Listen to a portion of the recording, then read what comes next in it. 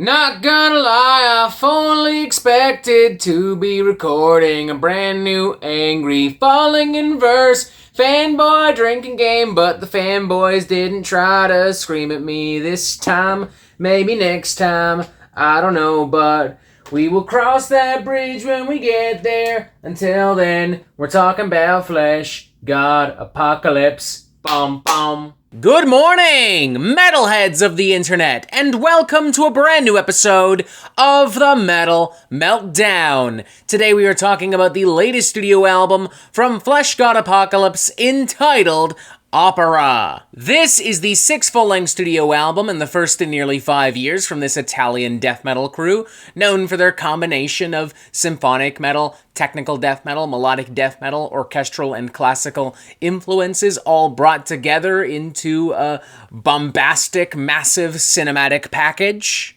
I've mostly enjoyed a pretty solid chunk of their discography, namely the Mafia EP, Labyrinth and King. Their debut Oracles, I think, is honestly pretty underrated. Some pretty tasty technical death metal jams and tunes on that bad boy. But there has been one issue that has held Fleshgod Apocalypse back on a majority of these releases, and it's the production. It's consistently very compressed, and often strings and choral vocals and horns are swallowed whole by bombastic, brutal guitars, and often sometimes vice versa as well, like the impact of the drums and the guitars is diluted by symphonic metal madness and grandeur just kind of taking over. And right off the bat, I want to get this out of the way. Unfortunately, this problem remains intact on Opera. In this album's biggest and most dynamic and seemingly most important moments, I feel as if I'm listening to the THX score with some death metal riffs and brassy horns thrown into the mix. I have to assume that this is an intentional decision on Fleshgod Apocalypse's part.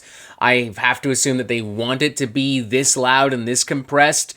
I don't get it. I'm not sure I will at this point, but I guess if it didn't bother you on previous Fleshgod Apocalypse albums, then it won't bother you here. That aside and out of the way, I will concede I still enjoyed a pretty strong majority of the material here on Opera. It's mighty and epic in tone with a good variety of different melodies and vocal acrobatics and riffs and beats and orchestral arrangements, pulling influence from the usual places that Fleshgod Apocalypse pulls influence from, but there are a few hidden spices and twists and turns here, still all throughout. For instance, there's a larger emphasis placed on clean vocals and especially more operatic vocals. On that note, the album also pulls a lot of heavy influence from opera music and theater. As a press release states, the whole album is structured like a 10-act theatrical piece. As the title itself, Opera draws a clear thread with the everlasting tradition of Italian classical music theater and its icons, from Giuseppe Verdi to Giacomo Puccini, combining it with the brutality of death and symphonic metal. And to top it all off, the album is further informed and influenced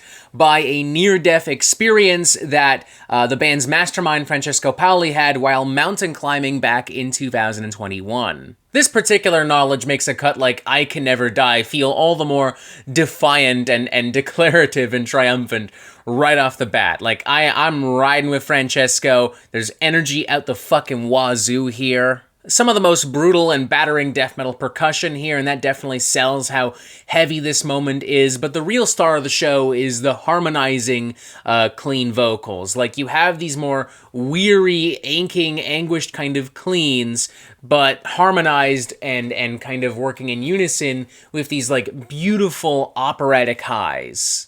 Then there's the following cut, Pendulum. It's massive and ominous, with this almost kind of dark, gothic, blackened death metal aura and shade and underbelly to it, dare I say, vaguely reminiscent of, kind of mid-2000s Behemoth in certain points, like The Satanist and I Loved You at Your Darkest. At bare minimum, it certainly wants to have a similar kind of artsy heft and weight and momentum to it. Tons of gristly grooves and explosive choral outbursts and grimy bass licks and whirring anxious strings. That syncopated neoclassical guitar keyboard interplay near the very end, though, that's the shit right there. Mwah. Chef's kiss, one of the best moments on the entire record. One of my favorite cuts on the record, though, might be Morphine Waltz. It has this really crazed, frenzied kind of energy to it, with frantic strings and mellow-def riffage working in unison with these screeching, almost Rob Halford-esque vocals. It's like if Fleshgod Apocalypse listened to Nostradamus and went, hey,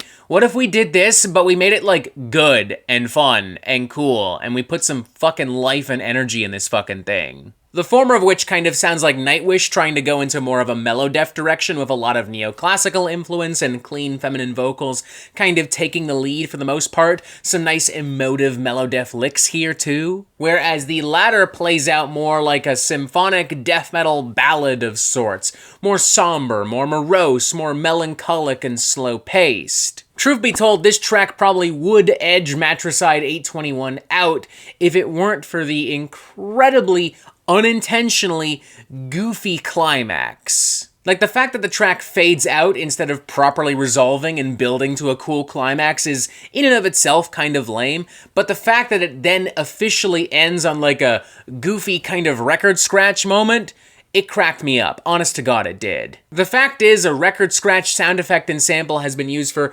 comedic effect in movies and in television and even in music for years and years on end. I don't know why you would place this here and expect me to take it seriously. My brain literally just can't do that.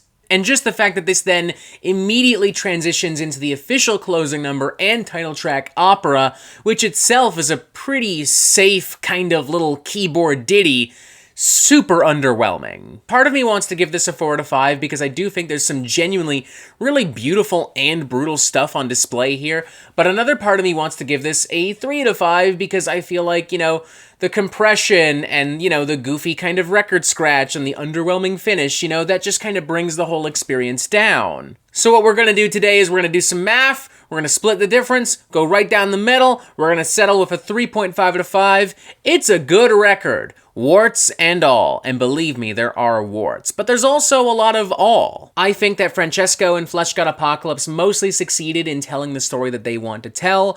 This is an album chock full of heart and soul and pain and honesty and emotion. And despite that, it's not a total bummer. There's a lot of exciting, technical, symphonic, mellow-def goodness here. Are there things that I would edit and change and alter? Yes, absolutely. I've already told you what those things are, but this isn't really my story to tell. It's Francesco's. He told it the way that he wanted to tell it, and again, I think he mostly pulled it off. I think longtime fans of Fleshgod Apocalypse are going to be pretty excited with this. I think this record's going to be a big hit. And honestly, I look forward to hearing a lot of this material live. I feel like this material will transition very well to a live concert setting with a live audience. Not my favorite in the Fleshgod Apocalypse discography, but a really strong record nonetheless.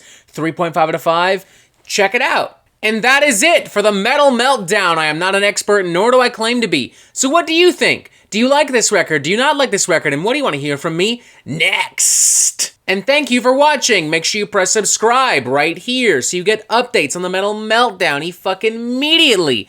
Look, more videos. That's so crazy. How'd they get there? And as always, you have yourself a fantastic fucking day.